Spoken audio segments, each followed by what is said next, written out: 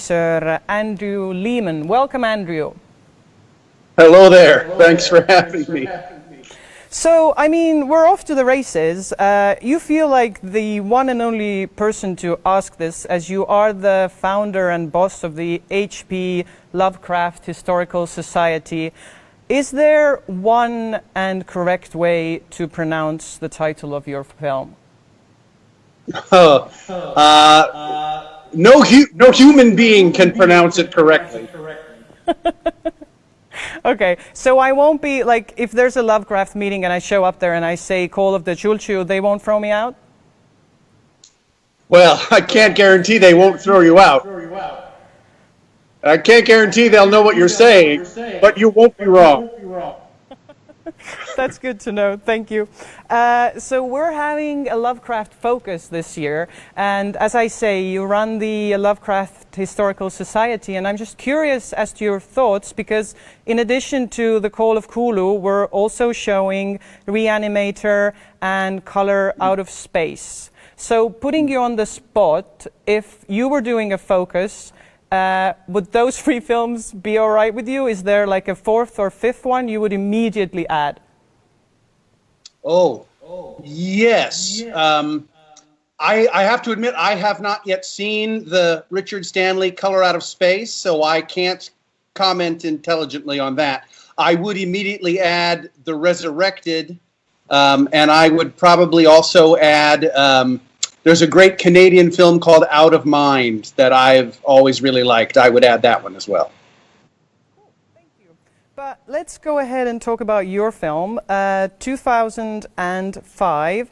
And if we could talk about the style of it, the black and white silent film, would you say this is the best way to capture Lovecraft on film? Personally, yes.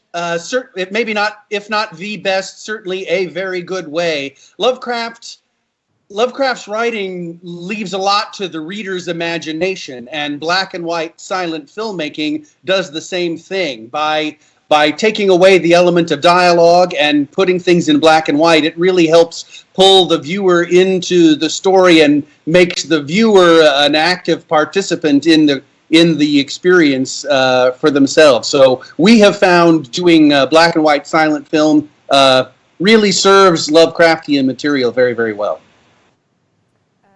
Talking about the production of this a little bit, because it was such a huge undertaking with like little money and almost 2 years, and you've said this before, a lot of it was two guys in a garage making a film. So just if you could share some stories from that process. And I know for you it was very important to keep it authentic as possible. So just how does one go about if one needs a back issue, 80 years old, from a magazine called Sydney Bulletin? How do you even approach that? Well, for the Sydney Bulletin specifically, I reached out to librarians in Australia to see when I need an old newspaper. My first stop is the United States Library of Congress. They have a huge collection of old newspapers on microfilm. We have a member of our society who lives in Washington, D.C. and can go to the Library of Congress in person and look through old newspapers. Now, in this particular case, the Library of Congress did not have the Sydney Bulletin, although they do have a lot of international papers. So I reached out through the internet to librarians in Sydney, Australia, where their libraries do have old copies of the Sydney Bulletin on microfilm. And they were very cooperative and happily sent me, basically great big photocopies, digital photocopies of the Sydney Bulletin for the actual dates in question, and then I used that as the starting point for making a prop version that would include Lovecraft's article in the rest of it is a pretty detailed replica of the real thing. Yeah, I think that's so awesome. Does maybe one thing spring to mind, or was there one prop that was just impossible to find? Ooh, impossible to find for the Call of Cthulhu. There was because I'll just say that the one I'm kind of thinking of is because your partner in crime, Sean Branney, mentioned that the 1908 Paddy Wagon was a bit of a difficult. Yes, the 1908 Paddy Wagon. It wasn't so much hard to find as it was surprisingly hard to get permission to use it. The Paddy Wagon that we used is owned by the city of San Marino, which is a next door neighbor town to Los Angeles, and they own this antique Paddy Wagon that they just use in parades and special events once or twice a year. We approached them and asked them if we could use it, and the number of ridiculous permits and conditions that the city of San Marino wanted to force us to comply with were just more than we could deal with. And even the chief of police of San Marino thought it was his own city's requirements were ridiculous. So he let us borrow it as long as we agreed to safely tow it outside the city limits of San Marino. So we rented a flatbed tow truck and actually towed their Paddy Wagon to Sean Branney's backyard, which is in Glendale, a different city. And that's where we filmed the scenes, was in Sean Branney's backyard using a Paddy Wagon borrowed from the city of San Marino. Oh, wow. You make it work. Yeah. It's inspiring stuff. And just for all of the Lovecraft fans out there, you can chime in with questions anytime, be it in Estonian or English. Andrew is here and more than happy to oblige. I also want to ask, I mean, obviously you shot this a while ago, but is there something, as I say, you had time and monetary constraints, was there something you really wanted to shoot but you kind of had to let go of? Like maybe a fight scene or something? We did end up cutting the fight between the sailors on the Alert and the sailors from the Emma, and if we had had a lot more money, we probably would have tried to use real boats instead of the miniature models and then the sets that we built. I know our cinematographer, David Robertson, who was instrumental in making the film, we simply couldn't have done it without David's immense talent.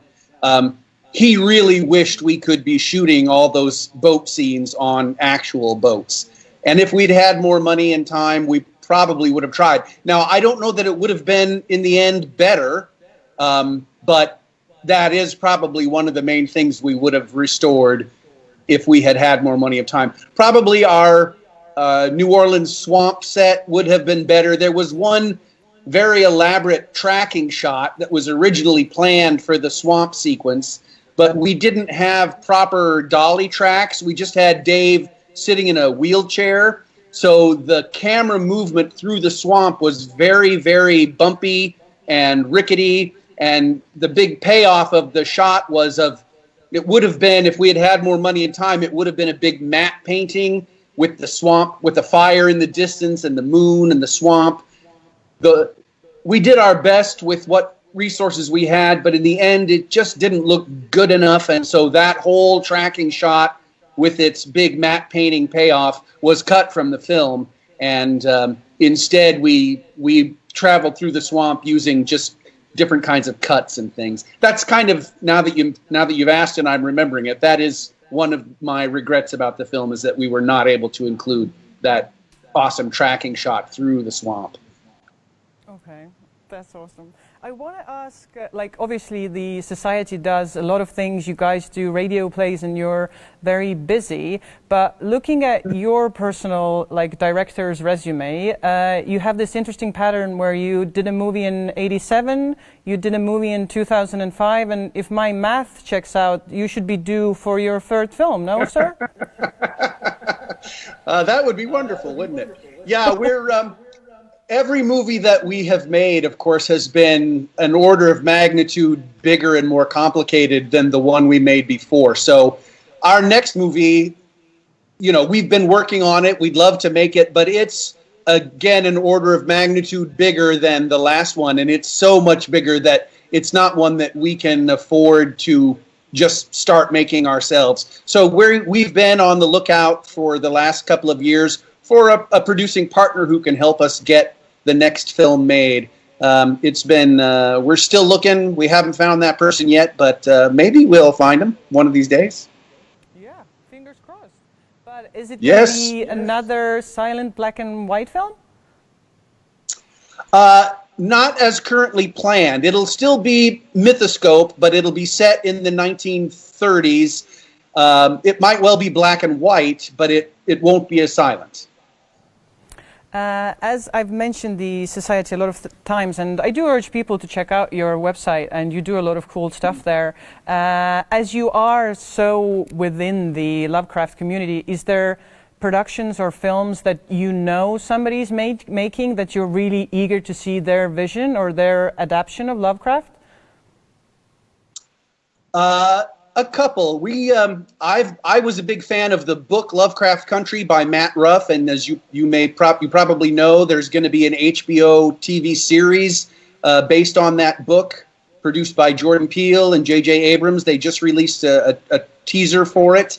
I'll be very interested to see how that turns out. Our buddy Dave Snyder, who did some makeup for us on the Whisper in Darkness, he was involved in some of the special effects makeup on that TV show. So I've had a chance to see a couple of behind the scenes things. I know Guillermo del Toro is working on something or other. I honestly can't even remember the title or the format or where it's going to appear, but you know, he has long wanted to produce a feature film version of At the Mountains of Madness, and although that specific project is not going to happen as far as anybody knows, I know he has other Lovecraftian plans.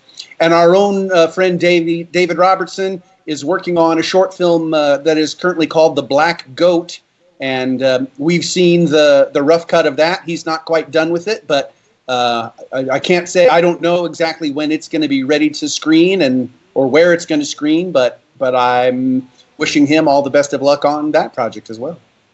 All right. So in that sense, Lovecraft is alive and well. Oh, yes, indeed.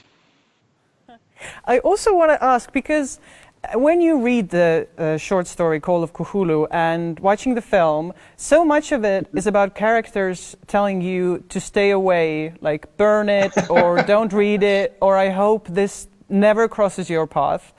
So my question is, Andrew, while you were making it and just living and breathing and literally building these sets, did it ever seep into your subconscious? Did it seep into your dreams? Did you hear the call, Andrew? I've been hearing the call for a great many years, and apparently I cannot shake free from its grip because I keep coming back to Lovecraftian material. We keep playing around in the worlds that Lovecraft invented. We keep finding new, fun, interesting stuff to think about and play with.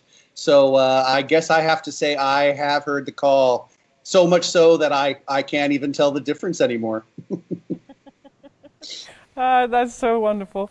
Thank you so much. We are almost out of time, and everybody who's watching, you can still watch the film. It's going to be online until the end of the festival. I really urge you to check it out. And Andrew, don't leave us just yet, but thank you so much for joining us, and good luck with your society and good luck with the next film. So. Thank you so much for having me. I hope the festival has been fun and continues to be fun, and maybe we'll join you in the future. Awesome. We'll be happy to have you.